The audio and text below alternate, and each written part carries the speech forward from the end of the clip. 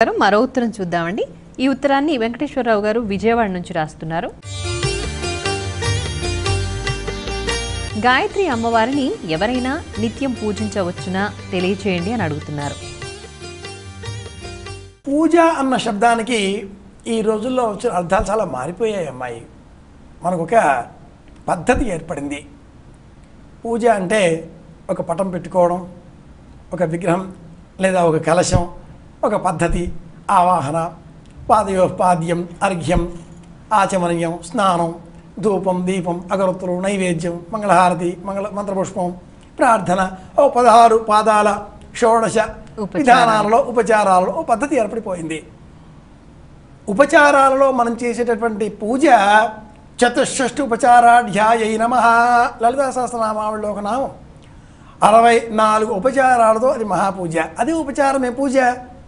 అలా 32 ఉపచారాలు, 27 ఉపచారాలు, 16 ఉపచారాలు మనం చెప్పుకున్నామే ఇందాక.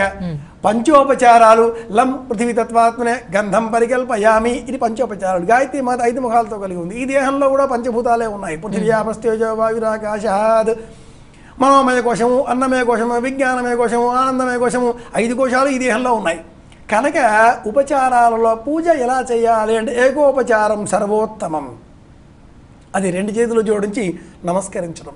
సనాతన సంప్రదాయంలో పూజ అంటే నమస్కారం చేయడమే. నమస్కారం చేస్తే సరిపోయిందా అండి అంటూ ఉంటారు. అలా కాదు. కాబట్టి సరేనాయనా ఒక కలశం పెట్టండి, ఒక ఫోటో పెట్టండి, ఒక చిత్రపటం వేయండి, దానికి ఒక పూలమాల వేయండి, అగరత్తులు వెలిగించండి, దీపం పెట్టండి, నైవేద్యం పెట్టండి, ఇది పద్ధతిగా ఏర్పాటు చేసుకున్నాం, ప్రశాంతంగా కాసేపు కూర్చుంటాం. నిజానికి యాదృశీ భావన యత్ర సిద్ధిర్భవతి తాదృశి. దేన్ని మనం ఆలోచన చేస్తామో, ఏది మన మనస్సులో గూడు కట్టుకుని ఉంటుందో అదే మనకు సాక్షాత్కృతం అవుతుంది, సాక్షాత్కారం అవుతుంది.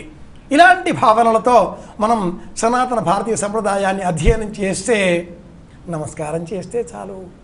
వివేకి కలవాడు చూసి చెప్తాడు. వివేకం లేనటువంటి వాడు చాలా తెలుసుకోవాలి అంటూ చాలామంది అంటూ ఉంటారు. ఇంకేదన్నా మంత్రం ఉందా, ఇంకేదన్నా, ముందు ఈ మంత్రం అర్థం తెలుసుకుందాం. ప్రతిరోజు ఒక మంత్రమో, ప్రతిరోజు ఒక కొత్త మంత్రమో ఏమిటి? ఒక్క మంత్రం ముందు, ఒక్క దేవత ముందు, ఒక్క రూపం ముందు ఇది నిండిపోతే ఏది తెలుసుకుంటే తెలియవలసిందంతా కూడా తెలుస్తుందో, ఏది తెలిస్తే ఇక తెలియవలసింది అంటూ ఏది లేదో అది గాయత్రి.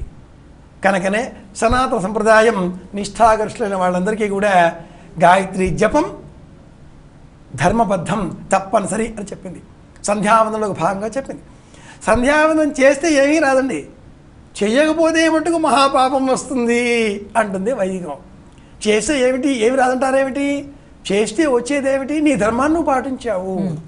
కనుక పూజ అని అడిగితే చెయ్యండి, చిత్రపటం పెట్టుకుని మన ఇష్టం కొద్ది హ్యాపీగా ఉంటుంది. కానీ చేయవలసింది ఏమిటి అంటే, ఏమండోయ్, గాయత్రి మంత్రం జపం చేయాలి అంటే ఉపనయన అర్హత ఉండాలి. ఉపనయన అర్హత లేకపోతే గాయత్రి మంత్రం జపం చేయడానికి సంప్రదాయం అంగీకరించదు. ఉపనయన అర్హత లేనటువంటి వాళ్ళంతా కూడా శ్లోక రూపంలో ఏ మంత్రం ఆ గాయత్రి మంత్రం 24 అక్షరాలలో ఉందో, 23 అక్షరాలలో ఉందో ఆ సారాన్నే శ్లోక రూపంలో చెబుతుంది. ఆ శ్లోకం చెబుదాం. యో దేవ సవితాస్మాకం ధియో ధర్మధిగోచరాత్ ప్రేరయైతస్య భర్గస్య తద్వరేణ్యముపాస్మహే. ఇలా పూజ చేయొచ్చు.